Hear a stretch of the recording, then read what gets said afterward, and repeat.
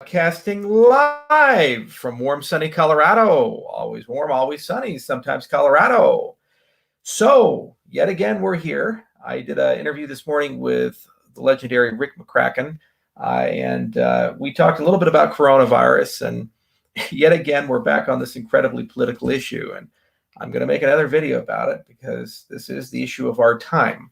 And it is something that continues to cause profound damage and hardship and harm to the world. Some people are running around saying I have anti-mask viewpoints. I got one right here. Wear it every day, everywhere I go. I'm a goalpost guy.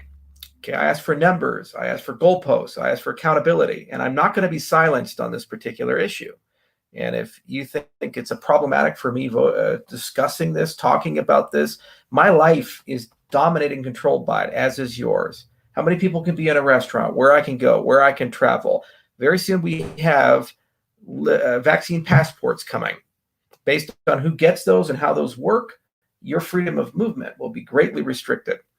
So here's the deal. There is no plan in the world right now for how to vaccinate over 3 billion people. No one's got one. There's some efforts here and there, but for the most part, billions of people in the world will not get vaccinated this year in the developing world.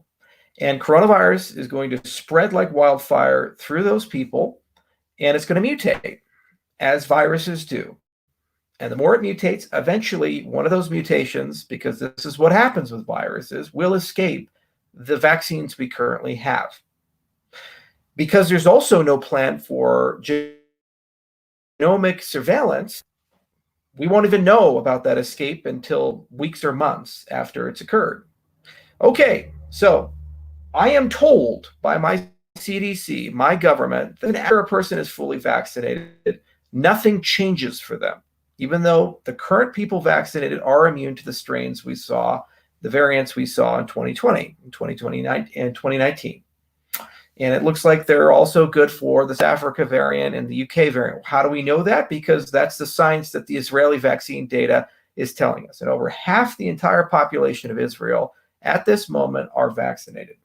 And a large percentage of those over the age of 70 in the United States are vaccinated. And if you look at the nursing home data that we're getting, it's very positive. Okay, so people aren't spreading it. So it's showing that they do exhibit sterilizing immunity. People aren't getting it post-vaccination. And we're told nothing changes because we have to wait for herd immunity. But there's no plan to vaccinate the rest of the world, so we will never get herd immunity through vaccination. And there will be strains that escape the vaccines, and they will return year by year by year until we vaccinate the rest of the world. If you connect the dots and you think about it, this will never end. This will never end. Ever until that gets done. If the goalpost is 70%, 80%, 90% of the world being vaccinated, there's no plan to do it. There's no one doing it. It will never end. So at what point do we speak out against this? At what point do we demand different goalposts? Because if that is the goalpost, we're here forever. That's just the way it is. I'm also deeply disturbed by the anti-science that the trust the science people are pushing. I made a statement today about the NBA. So let me get this straight. If people are playing basketball games, they're literally touching each other. They're touching the same ball. They're sweating and coughing and breathing on each other all over, because that's the game of basketball. But then when they go back to the sidelines after doing that, they have to put on a mask. And that's science. We're trusting the science there. That means something. Negative COVID tests don't mean anything. Still treat everybody as they're infected. Don't you understand? This is not about science anymore. It's about control. It's about convincing a society to fear each other. I see elderly people who are vaccinated.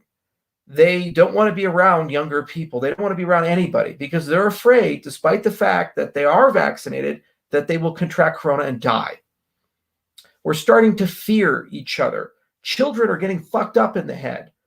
Children who have almost no risk whatsoever. I laughed at the vaccine study showing that vaccines 100% effective in ages 12 to 16. Why? Because people 12 to 16, look at the CDC data.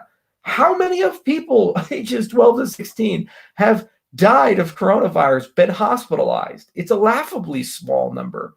And the vast majority of the people in that category had something else going on. Their immune systems were destroyed from cancer or whatever. It doesn't really impact that demographic. Despite that, we look at our schools. They're building plastic barriers, telling children that they can't dine with each other. Do you understand how profoundly psychologically traumatizing that is to children? And that's the society we are building here. The longer this goes on, the more we hear each other, the more we can't contact each other, the more we live with restrictions. Our movements are restricted. Our freedom of speech is restricted. This is the reality. Now, I'm a science guy. You know, I used to wear a mask years ago for a job I had, 8 hours a day. It's not a problem for me, but I need to be told why. And I need to understand those reasons. And I need to have clear goalposts of how that ends and when that begins again. I'm going to get the vaccine. I've been waiting to get a fucking vaccine. No thanks to my government. They're so incompetent, they can't even pre-make Johnson & Johnson vaccines. And when they do, they get corrupted. And then they're so corrupt, they won't let the AstraZeneca vaccine here, despite the fact that millions of people have already received it. And they're scared about blood clots. 5 blood clots when they have millions of people receiving it? Come on. Then you look at Novavax. There's no science at all behind Novavax not being approved. It's safe and effective, according to a phase 3 clinical trial done in the UK under the same standards as the United States. My government, for whatever reason, wants to wait until the US clinical trial finishes to confirm what is already known. Okay, what does that mean? It means I have to wait months to get a vaccine, as do most of you, when we could get it today for policy reasons that are not clear. There's no science behind any of that. And then even after we get vaccinated, nothing changes. Nothing goes back to normal. We still have to wear a mask. We still have to social distance because the whole world is not vaccinated. But there is zero plan from any politician in your country or my country to vaccinate the entire world. So when corona mutates and escapes the current vaccines, then everything's as if corona's restarted and it's 2019 all over again. That's what we're looking at if that's the goalpost. And the consequence of this going on and on and on and on and on and on and on is our youth are being permanently changed. And we are permanently socially changing the dynamics of society. And people are being indoctrinated to be okay with their freedom of movement being restricted. People are being told, proof by authority, regardless if the authority is consistent or not, is the only thing that matters. If a person puts on a lab coat, that's the only thing. We don't actually need to listen to what they're saying. I will remind every single person listening that there are people in the state of Hawaii who got for violating COVID curfews sitting alone at night on beaches. Whereas if those same people walked a few thousand feet to a resort, they could hang out densely packed in swimming pools with other people. You tell me, where is the science in any of this? Where's the sense in any of this? Why aren't we doing mass home testing for people? There was a great episode of Lex Friedman's podcast where he has a prominent scientist on who invented a rapid test that's dirt cheap to manufacture. We give to people, and you can easily test just like people who have keto test strips and know if they're in ketosis or not. That's how easy that test is. And it's fairly accurate. Why aren't we doing that? Because of regulatory reasons. There is no science in any of this. There's no science in giving people remdesivir. The Europeans have clearly demonstrated that. There's overwhelming science in the efficacy of vitamin D, but we don't give it to people for some apparent reason. Don't know why. Now they're telling me I got to not only wear this, but double mask, because why not? Put a mask on your mask for your mask. That's the reality we're living in. And it will never, ever end. It's never going to end because the arguments have no goalposts in them. You want people to die. Trust the science, whatever science is. We don't even know what science is. Vaccines don't matter. Nothing changes after you're vaccinated. If there's a drug that's effective, if it's very expensive and it's new, then let's use it even if it's not effective. And if it's older, like ivermectin, let's just totally ignore it. Or vitamin D, let's just totally ignore it, even though there's overwhelming clinical evidence and now actual peer-reviewed documents coming out showing efficacy. I'm tired of this. I've been dealing with it for an entire year. It's had so many consequences. You see all these civil wars that are starting to happen all throughout Africa and other places. I'll tell you why they happen. Because the economies are devastated. And why are they devastated? Because we shut the world down. And when you shut the world down, guess what happens? The bottom 1/3 of the world suffers horribly. They starve to death. Their governments destabilize. Civil wars happen. Strong men appear. And then they just start murdering people. Millions and millions and millions and millions and millions and millions of people are going to die this year and have already died last year as a direct consequence of the economic policies that are being pushed through. These economic policies have nothing to do with protecting you from coronavirus. If they did, there are far more effective models in the world for it. In the poor countries, as we've seen, for example, with Vietnam's triumph over coronavirus, and wealthier nations, as we've seen with Taiwan's. And in every case where leaders were adults and responsible, they were very clear about goalposts and metrics and social structures to enforce them. In the United States, they're not. Texas is completely open.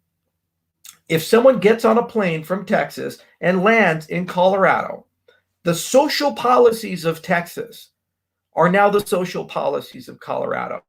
One person came to the United States and spread coronavirus across our country, killing all these people. One person spread it to us, patient zero. One person in Texas can restart the pandemic in Colorado. We have no unified policy here. So we should just destroy the economy of Colorado. Because why not? It just doesn't make sense.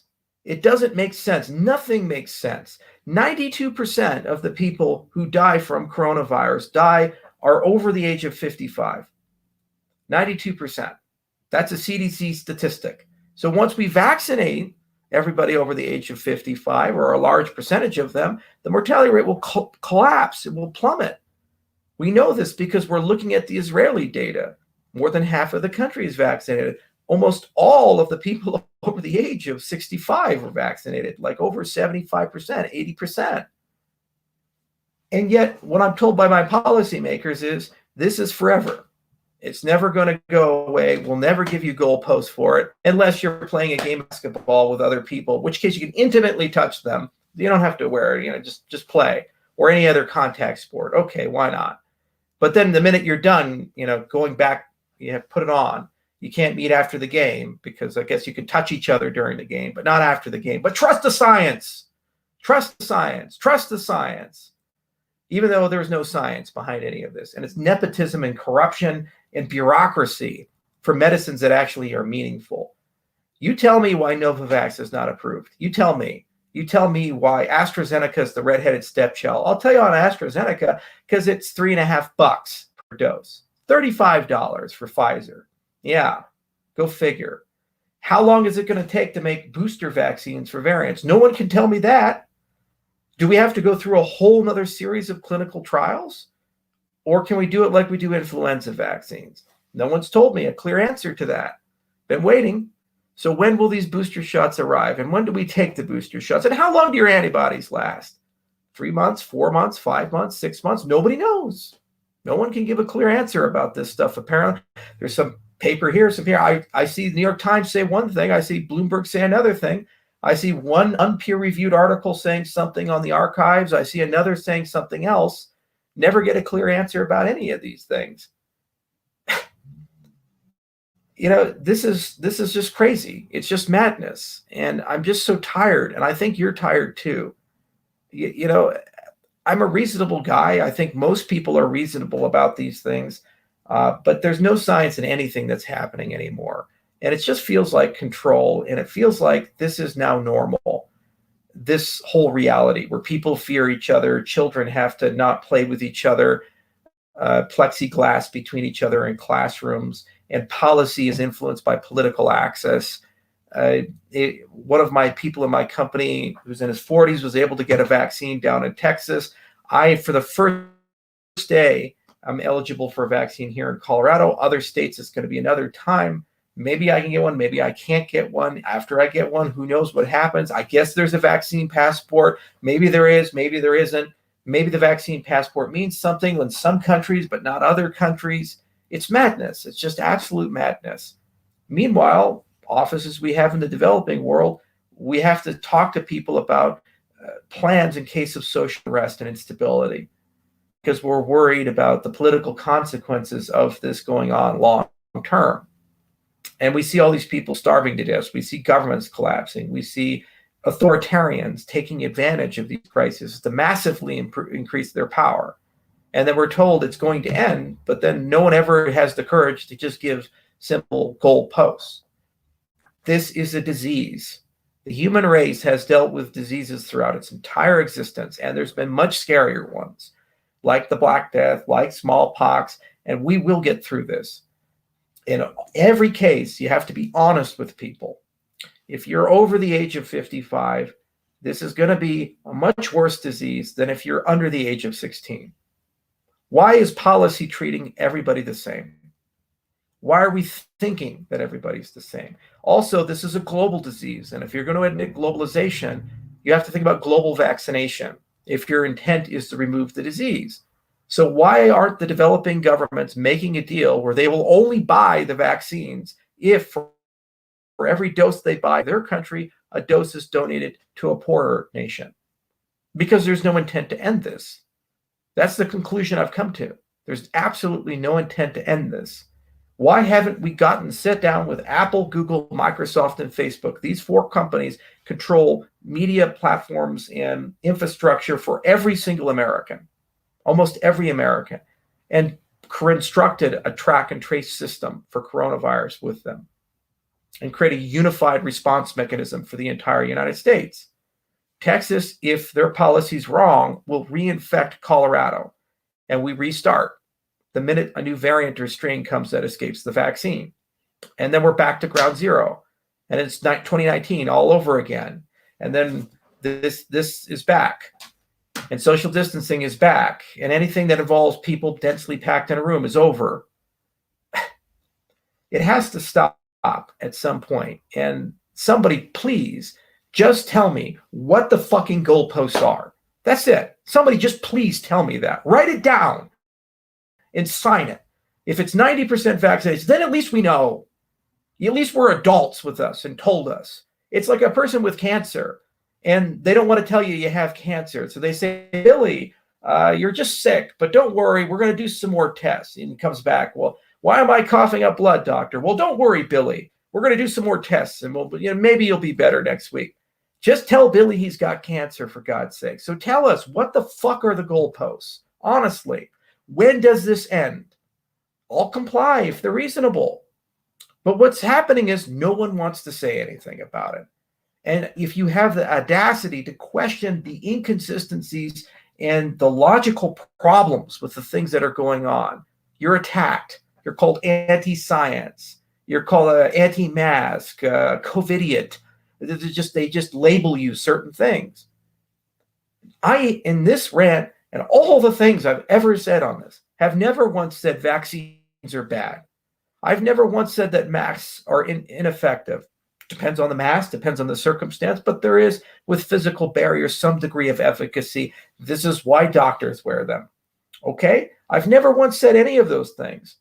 But what I have said is you have to have consistent policy. Not 50 policies, not 100 policies. You can't have a situation where one group of people during a pandemic pretend everything is normal, and the other group of people think that the world is coming to an end, and they won't even allow children to go see their grandparents in a nursing home who have already been vaccinated when the entire nursing home is vaccinated. You can't do that.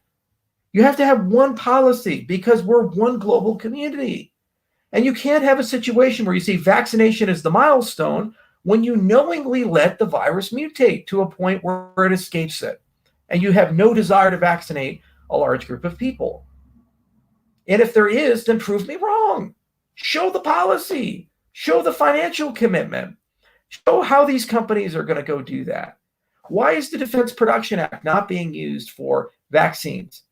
Why aren't we just going and nationalizing them? If we're willing to nationalize the social damage of shutting an entire nation down, but we're allowing private companies to make literally hundreds of billions of dollars every fucking year off of our misery and suffering. You tell me, what's the science behind that?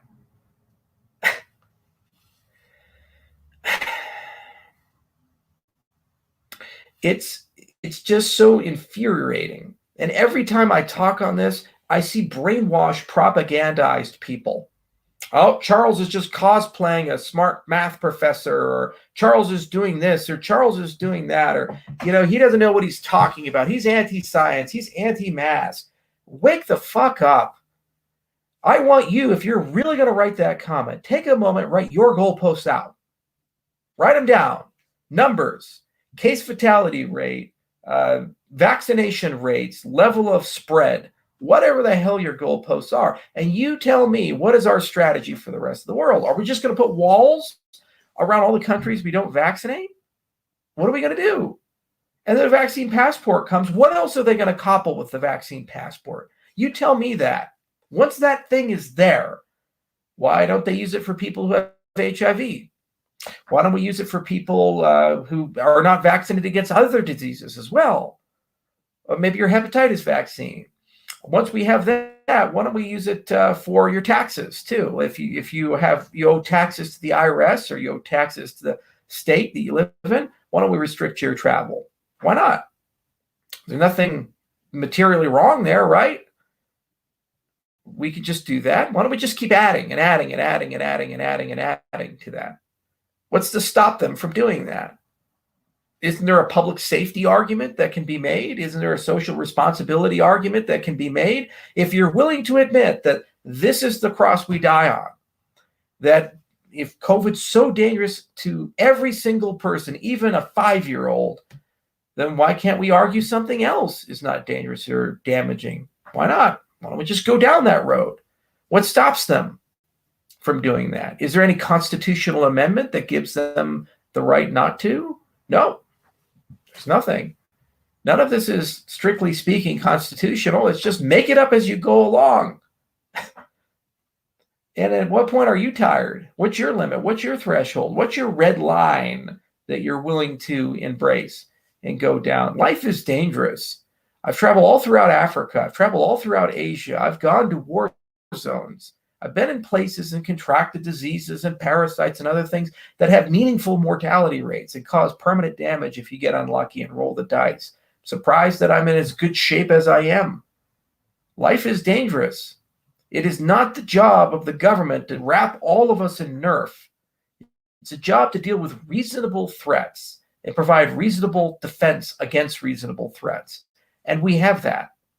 If they say, okay, for our society, 70% vaccination rate, that's a goalpost I could live with. All right, then let's talk about how we get there. And let's talk about how genomic surveillance is going to work so that we can make sure we can maintain that year by year as with the booster shot. But that's not a goalpost. So far, we've gotten none. There's no normalcy.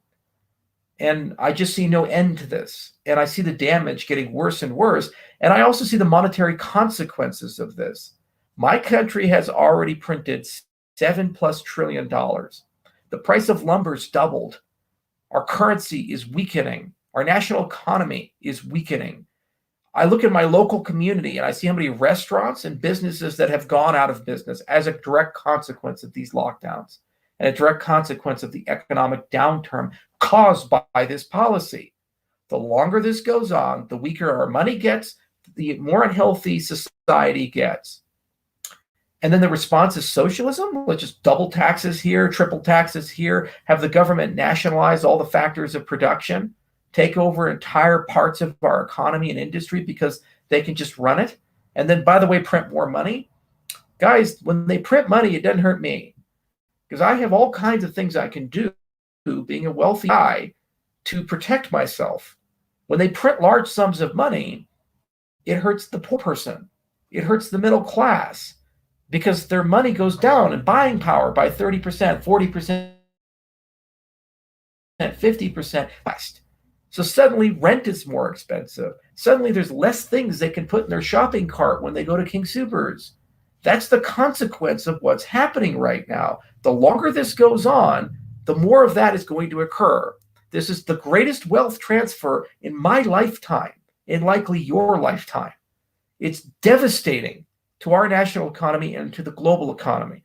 Here, it puts more people into poverty.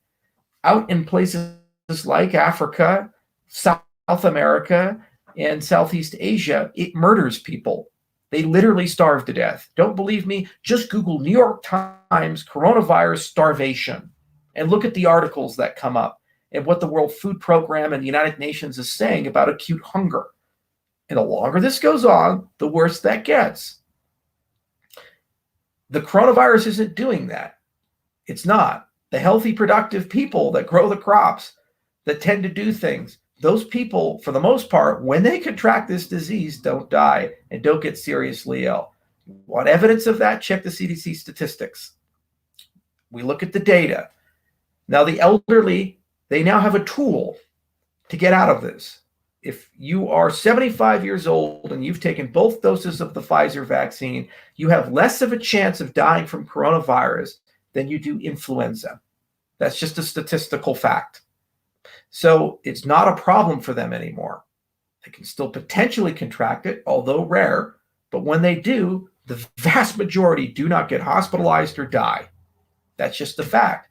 So once that group of society is okay and the other tiers of society are not likely going to die, you tell me, why should we destroy our entire national economy and the global economy for these things? At what point do you draw that line? And at what point do you say the politicians who refuse to do so are cowards or demagogues? All I ask for is give me a number, and then let's, as a society, figure out how to get that number and do nothing but that so that we can all get back to normal. But they don't give a number. And I'll keep talking about this because I see this as the moment. If we're willing to tolerate this and this becomes the normal, then more will come. And every single thing will change. Freedom is going to die. Our movements will be restricted. Our society is going to be harmed. People will grow up fearing each other. People will no longer hug each other. People will no longer have physical contact with each other. People will believe that each other are the enemy, are evil, or bad. It's distorting our view of reality. It's distorting how we organize. It's distorting how we socialize. It's distorting how the world used to work not too long ago.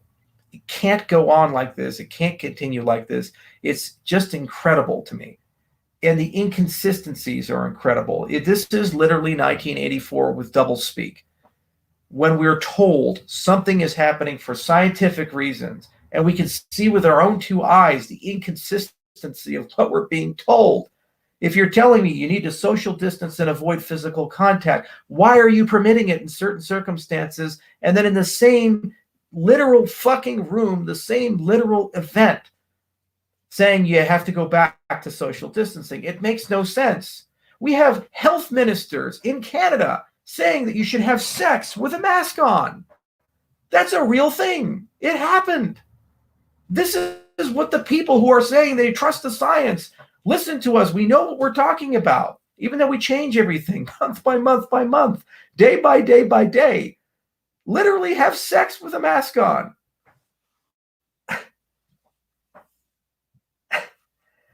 What do we do with that? What do I do with that? I don't know. Well, I'm not going to stop talking about it, though, until eventually I get deplatformed and they say that I'm part of the problems. And okay, I guess that's how I am. I am going to get a vaccine when a vaccine is available. Of course, I'll continue wearing a mask until the mask mandates are lifted, although I'm skeptical if that's even going to happen this year. And I hope to God that we get back to normal. I'm so tired. I'm so fatigued. Society is tired and fatigued. And I keep saying the same thing again, seeing the real consequences of this in the developing world. People are literally dying. This is literally sucking the life out of the world and devastating the dignity of the world. It has to stop. And I hope that we can just find a way out of this. And I hope that more people start demanding the same things. It's not about whether to vaccinate or not vaccinate, wear a mask, not wear a mask. It's just about saying, talk to us like adults and ask for benchmarks and goal posts and ask for clear numbers and clear accountability. That's all I ask for. And also do understand the inconsistencies when people tell you things. Wear a mask in a restaurant except for when you're sitting down. Can't be at the bar. If we put tables up against the bar, then you can be at the bar, and you're supposed to keep 6 feet distance, but sometimes maybe we'll just not do that, and then put your mask on until you go to the bathroom, and then maybe or leave it on in the bathroom. And then some restaurants you have to eat with your mask on, and lift in other restaurants you don't have to wear the mask, and it's all in the same state, the same county. It's just too much. It really is too much for me. Anyway, that's all I have to say about that. I hope this ends soon. April 2nd is the first day in the state of Colorado that vaccines are supposedly generally available. It's not clear to me how to get one yet. Talking to people, trying to figure this out. And maybe I can get vaccinated next week. Who knows? I'll let you know which one I got. Wanted Novavax. I thought that was the safest, but that's not going to be available maybe till May, maybe till June, maybe till July. Who knows? Maybe, I don't know. I'm tired. Until next time, everyone, have a nice day. Cheers.